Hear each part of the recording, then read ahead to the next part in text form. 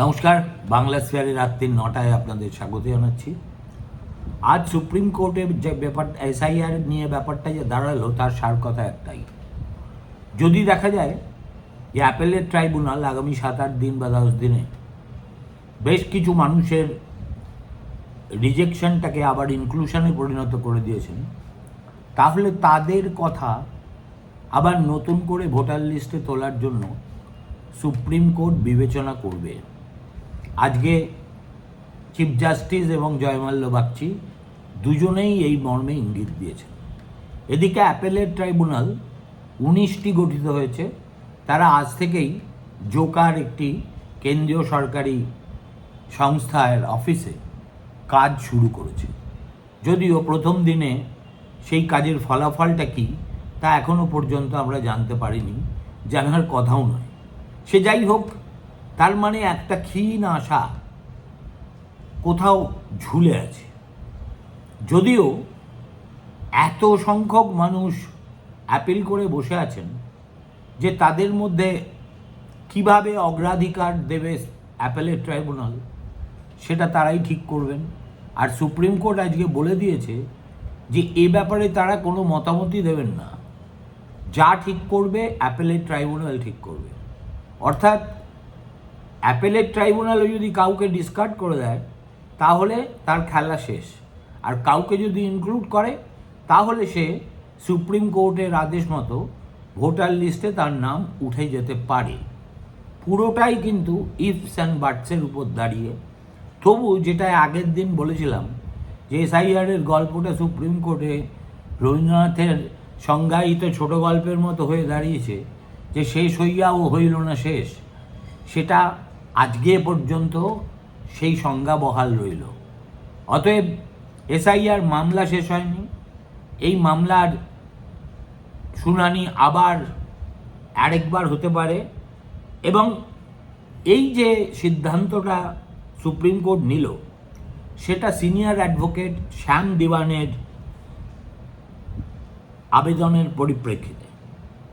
তখন সে প্রথম দিকে তিনি যেসব যুক্তি দেখিয়েছিলেন সেগুলো সুপ্রিম কোর্ট পাত্তাই দেয়নি, কিন্তু শেষ পর্যন্ত তিনি বলেন যে একটা যাদের নাম ক্লিয়ার্ড হয়ে যাবে তাদের নামটা একটা সাপ্লিমেন্টারি লিস্টে ঢোকানো যায় কিনা সেটা এই মহামান্য বিচারকরা ভেবে দেখতে পারেন। তখন সঙ্গে সঙ্গে জাস্টিস বাগচি বলে ওঠেন, that is what we are looking to focus on. তখন সিজেআই বলেন, we are also equally conscious. তখন আবার জাস্টিস বাগচি বিষয়টাকে আরও ব্যাখ্যা করে দিয়ে বলেন যে রেজিস্ট্রেশন অফ ইলেক্টর্স রুলসের 23(5) ধারায় বলা আছে, if an appeal is allowed then the electoral roll has to be immediately amended. সুতরাং এটা যে খুব একটা কারুর দয়ার দান হবে তা নয়। সত্যিই যদি কোনো অ্যাপিল মঞ্জুর হয় তাহলে তাকে ইলেকটোরাল রোলে অন্তর্ভুক্ত করার প্রভিশন আইনেই আছে। সুতরাং সুপ্রিম কোর্টে হয়তো তারা যেতে পারেন, কিন্তু এটা তাদের আইনসিদ্ধ অধিকার হিসেবেই কার্যত স্বীকৃত হবে। তখন এরপরে তিনি বলেন যে we are conscious that পেন্ডেন্সি of appeal is not a suspension of the primary decision, that is the rule, but what is the consequence if an appeal is as per subsection 5 that the electoral officer will immediately amend the electoral roll, so they are subject to our exercise of Article 142 powers. তার মানে কি দাঁড়ালো? যে আমরা এ সম্পর্কে সম্যকভাবে ওয়াকিবহাল আছি, আর পেন্ডেন্সি of the appeal মানে যতক্ষণ পর্যন্ত না তার একটা ফয়সলা হচ্ছে, এটা কিন্তু প্রাথমিক যে সিদ্ধান্ত সেটা নিগেশন নয়, সেটা সাসপেনশনও নয়, সেটাই হচ্ছে নিয়ম। কিন্তু এর ফলে কনসিকুয়েন্সটা কী হতে পারে? যদি এই ধরুন সাবসেকশন 5 যেটার উল্লেখ আমি এক্ষুনি করলাম, সেটা অনুযায়ী বলা আছে যে that the electoral officer will immediately amend the electoral roll, so they are subject to our exercise of article 42 powers may not arise. সুতরাং আগামী কয়েকটা দিন ভাগ্য বিড়ম্বিত ভোটারদের কাছে খুবই গুরুত্বপূর্ণ। অ্যাপেলেট ট্রাইব্যুনাল অ্যালফাবেটিক্যালি কাজটা করবেন না কিভাবে করবেন সেটা তারাই জানেন, কিন্তু আগামী 7-8-10 দিনের মধ্যে প্রথম দফা এবং দ্বিতীয় দফার ক্ষেত্রে যাদের নাম, যাদের আপিল মঞ্জুর হবে তাদের ভোট দেওয়ার সম্ভাবনা 99.9%। এটাই হচ্ছে আজকের এসআইআর সংক্রান্ত যে মূল শুনানিটা ছিল তার নির্যাস। এর ছাড়া যে পিটিশন করা হয়েছিল যে আমাদের 2002-এ নাম আছে অথচ ভোটার লিস্টে নেই, সেই পিটিশনটা সুপ্রিম কোর্ট ডিসমিস করে দিয়েছিল বেশ কিছুক্ষণ শুনানি চলার পর। তা নিয়ে আগের ভিডিওতেই আমি আপনাদের জানিয়েছি। এখন আজকে শুরুতেই সুপ্রিম কোর্ট বলেন যে আমরা যাদের নাম রোল থেকে বাদ গেছে তাদের ব্যাপারে কোনো হস্তক্ষেপ করতে পারি না যতক্ষণ তাদের অ্যাপিল পেন্ডিং আছে অ্যাপেলেট ট্রাইব্যুনালের কাছে। একই মতামত সুপ্রিম কোর্ট অবশ্য গত সপ্তাহেও দিয়েছিল, কিন্তু আজকের সঙ্গে আগের মন্তব্যের ফারাক কোথায়? যে কোর্ট কিন্তু এটা ইন্ডিকেট করেছে যে it might consider the plea to allow the publication of supplementary rolls to include persons whose appeals are allowed before the assembly elections, which are to take place in 2 phases on April 23 and 29.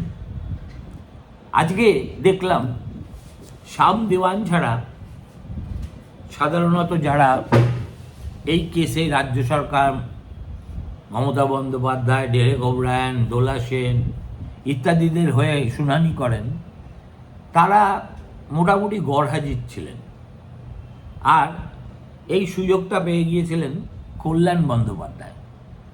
অর্থাৎ আমি ধরে নিলাম কপিল সিব্বাল, অভিষেক মানু সিংভি এরা বুঝে গেছিলেন যে এ নিয়ে আর argue করা বৃথা, অতএব এই কোর্টে সময় নষ্ট করার চাইতে আরেকটা কোর্টে 2 পয়সা কামাই করানো অনেক বেশি বুদ্ধিমানের কাজ। তখন আর কল্যাণ বন্দ্যোপাধ্যায়ের ইন্টারভেনশনের বক্তব্য কী ছিল? যে স্যার 19টা ট্রাইব্যুনালের পক্ষে এত লক্ষ লক্ষ অ্যাপিলের নিষ্পত্তি করা সম্ভব নয়, অতএব আমরা চাইছি বা আপনাদের কাছে করজোড়ে মিনতি করছি যে আপনারা সমস্ত অ্যাপেলেন্টকে ভোটার তালিকায় তুলে দেওয়ার বন্দোবস্ত করুন। তখন চিফ জাস্টিস একটুখানি বক্রোক্তি করেই বলে ওঠেন যে where is the question of voting then? তার মানে তো এই দাঁড়াবে those who have been allowed we should stay that also then. তার মানে যাদের নাম অ্যালাউড হয়েছে সেটাও আমরা আপাতত মুলতুবি রাখবো। সুতরাং তার মানে দাঁড়াবে এই যে যাদের নাম ইতিমধ্যেই ভোটার তালিকায় উঠে গেছে তাদেরও they should be barred from voting if appeals are pending against their inclusion. Sir দু রকমই তো আছে, একটা হচ্ছে ডিলিশনের ব্যাপারে অ্যাপিল, আরেকটা হচ্ছে ইনক্লুশনের ব্যাপারে অবজেকশন। সিজাই বলছেন সেক্ষেত্রে আপনার কথা মানলে আমাদের পুরোটাই বন্ধ করে দিতে হয়। তখন জাস্টিস বাগচি পরিষ্কার করে বিষয়টাকে তার মতো করে আরও একবার বুঝিয়ে দেন।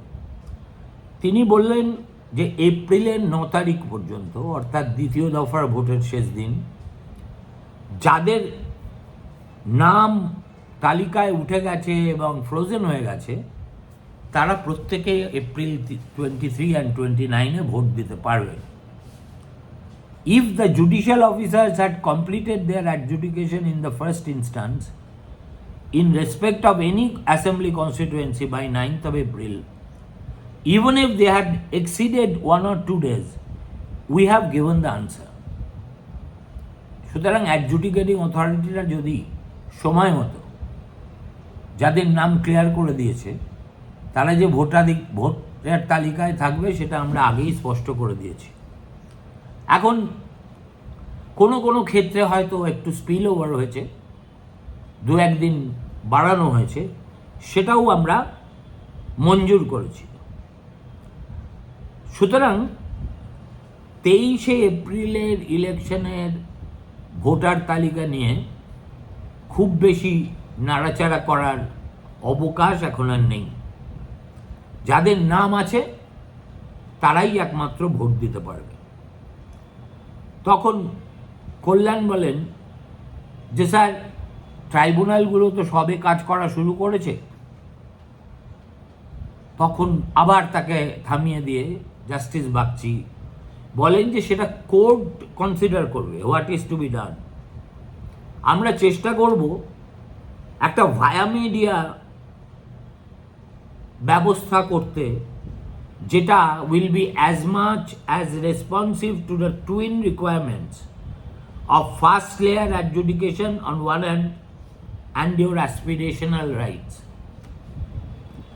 এই বিচারপতিরা যখন মন্তব্য করেন, বিশেষ করে জয়মাল্য বাগচির স্ট্রেচারের, তখন ইংরেজিটা একটু গোলকধাঁধার মতো মনে হয়। এক্ষেত্রেও তাই। নির্যাস যেটা, এর মানে হচ্ছে যে সুপ্রিম কোর্ট বলল যে আমরা একটা ভায়া মিডিয়া কোনো ব্যবস্থার কথা ভাবছি, যেটা এই যে টুইন রিকোয়ারমেন্ট হচ্ছে, একটা ফার্স্ট লেয়ার অফ অ্যাডজুডিকেশন যেটা হয়ে গেছে এবং ভোটার হিসেবে একজনের তালিকায় নাম তোলার প্রত্যাশা, এর মধ্যে সামঞ্জস্যপূর্ণ কিছু করে উঠতে পারে। কিন্তু সেটা কি, সেটা কিন্তু বিচারপতি বাগচি বলেননি। এখন এরপর বলতে ওঠেন মুখ্যমন্ত্রী লয়ার শ্যাম দিওয়ান। তিনি রিপ্রেজেন্টেশন অফ পিপলস অ্যাক্টের 21/3 ধারার উল্লেখ করে বলেন যে sir, if the SIR process is ongoing, then the previous role must be used for the election. অর্থাৎ যেহেতু এই SIR পর্ব এখনো শেষ হয়নি, এটা একটা অনগোয়িং প্রক্রিয়া, অতএব আইনে লেখা আছে যে তাহলে এর আগের যে ভোটার লিস্ট সেই অনুযায়ী ভোট হবে। সঙ্গে সঙ্গে বাগচি তাকে রিভার্ট করেন, করে বলেন, মিস্টার দিওয়ান, আপনি একবার রেজিস্ট্রেশন অফ ইলেক্টার্স রুলস 1960 23/3 ধারাটি পড়ে দেখুন। সেখানে কি লেখা আছে? লেখা আছে, there cannot be an interim suspension of the exclusion during the pendency of the appeal. অর্থাৎ আপনি যেটা বলতে চাইছেন সেটা যে করা যায় না, সেটা আরেকটা আইনে পরিষ্কার করে বলা আছে। এখন তখন সিজেআই ইন্টারভিন করে বলেন যে appeals are also pending against rejection of objections, and if the plea of interim inclusion is to be accepted, then the plea for interim exclusion will also have to be considered. There is another aspect. 55% objections have been rejected. They have been included. Objectors have gone in appeal. They will also ask for same order. সুতরাং অ্যাপেলের ট্রাইব্যুনালে ঠিক কারা যাচ্ছে? শুধু deleted হওয়া লোকেরা, না যাদের ইনক্লুডেড হয়েছে তাদের বিরুদ্ধেও অবজেকশন তারা শুনবেন? সেটা তো এখনও পর্যন্ত পরিষ্কার নয়। সুতরাং এমতায় অবস্থায় অ্যাপেলের ট্রাইব্যুনাল কি করে তার দিকে তাকিয়ে থাকা যারা সুপ্রিম কোর্টের সামনে আর কোনো রাস্তা নেই। চিফ জাস্টিসের কথার নির্যাসটুকু হলো যে আপনার কথা অনুযায়ী যদি আমরা ইনক্লুশনের জন্য একটা ইন্টারিম অর্ডার দিই, তাহলে ইন্টারিম এক্সক্লুশনের ব্যাপারটাও আমাদের কনসিডার করতে হবে। শুধু ইনক্লুশন করলে আমরা ন্যায় বিচার করব কি করে? আরেকটা অ্যাসপেক্ট আছে, সেটা হলো 55% objections have been rejected. 55% objection যারা দিয়েছিল সেগুলো কিন্তু পুরোটাই রিজেক্টেড হয়ে গেছে, এবং রিজেকশনের পরে তাদের নাম ইনক্লুডেড হয়েছে। এবং যারা অবজেক্ট করেছিল তারা কিন্তু অ্যাপেলেট ট্রাইব্যুনালে গেছে। সুতরাং তারাও চাইবে যে তাদের ক্ষেত্রেও একই অর্ডার দেওয়া হোক। অর্থাৎ অ্যাপেলেট ট্রাইব্যুনাল শুধু যে ডিলিটেড হওয়া ভোটারদের বিষয়টা দেখছে তা কিন্তু নয়, অবজেকশন যাদের রিজেক্টেড হয়েছে, ধরুন আমি অবজেক্ট করেছি একজন ভোটার সম্পর্কে, সেটা অ্যাডজুডিকেশন লেভেলে বলেছে না, এই অবজেকশনটা গ্রাহ্য হবে না। তার মানে আমার কাছেও একটা রাস্তা খোলা আছে, আমি অ্যাপেলেট ট্রাইব্যুনালে গিয়ে বলতে পারি হুজুর আমার অবজেকশনটা কারেক্ট, অ্যাডজুডিকেটিং অথরিটি যে সিদ্ধান্ত নিয়েছে সেটা ভুল। তার মানে একই সঙ্গে দুটো প্রক্রিয়া অ্যাপেলেট ট্রাইব্যুনালে চলবে, ভোটার তালিকায় নামের অন্তর্ভুক্তি, আবার অবজেকশন যারা করেছিলেন তাদের প্রার্থনা আরও একবার বিবেচনা করে দেখা। সুতরাং কেসটা অত্যন্ত জটিল এবং আমার মতে সময় সাপেক্ষ। তখনই যখন সিজিআই বিষয়টাকে জলের মতো পরিষ্কার করে দিলেন, এই অ্যাপেলেট ট্রাইব্যুনালে মঞ্জুর হওয়া অ্যাপিলগুলো যাতে একটা সাপ্লিমেন্টারি ভোটার লিস্টে ঢোকে, তখন সেই প্রেয়ার করলেন দিওয়ান। আর সেই প্রেয়ারের জবাবেই কিন্তু জয়মাল্য বাগচি পরিষ্কার করে বলে দিলেন যে আমরা এই বিষয়টা বিবেচনা করে দেখছি। এখন এরপরে চিফ জাস্টিস যা বলেছেন যে আমরাও ইকুয়ালি কনসিয়াস, আমরা এমন একটা সিচুয়েশন তৈরি করতে পারি না যেখানে appellate tribunal members are bog down and they need every and create another challenge. এটা তো সুপ্রিম কোর্ট হিসেবে আমরা এটা করতে পারি না। Please appreciate, C the second side. There is an application wherever objections are rejected and we have gone in appeal. Don't allow them to vote. Same analogy can apply there. We have to balance. সুতরাং একটা ভারসাম্য রক্ষার খেলা supreme কোর্টকে খেলতে হবে।